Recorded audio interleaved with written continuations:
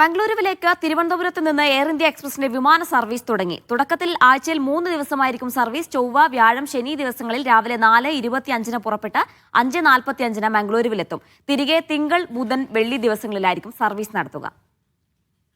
RB Sanoop ചേർന്ന വിശദാംശങ്ങൾ നൽകാനായി. സനൂപ്, എങ്ങനെയാണ് ഈ വിമാനങ്ങളുടെ ഈ സമയക്രമീകരണമൊക്കെ ഇപ്പോൾ തീരുമാനിച്ചിട്ടുള്ളത്? വിദ്യാർത്ഥികൾ ഉൾപ്പെടെയുള്ള യാത്രക്കാരുടെ ഏറെക്കാലത്തെ ആവശ്യമായിരുന്നു തിരുവനന്തപുരത്ത് നിന്ന് ബംഗളൂരിലേക്ക് എയർ ഇന്ത്യ എക്സ്പ്രസിന്റെ വിമാനം, അതും കുറഞ്ഞ നിരക്കിൽ എന്നുള്ളത്. അതിനാണ് ഇപ്പോ തിരുവനന്തപുരം വിമാനത്താവളത്തിൽ തുടക്കമായിട്ടുള്ളത്. ഇന്നായിരുന്നു അതിന്റെ ഉദ്ഘാടനം. ആഴ്ചയിൽ, അതായത് തുടക്കത്തിൽ ആഴ്ചയിൽ 3 ദിവസമായിരിക്കും സർവീസ്. ചൊവ്വ, വ്യാഴം, ശനി ദിവസങ്ങളിൽ രാവിലെ 4:25 പുറപ്പെട്ടിട്ട് 5:45 മംഗളൂരിൽ എത്തും. തിരികെ തിങ്കൾ, ബുധൻ, വെള്ളി ദിവസങ്ങളിലായിരിക്കും സർവീസ്.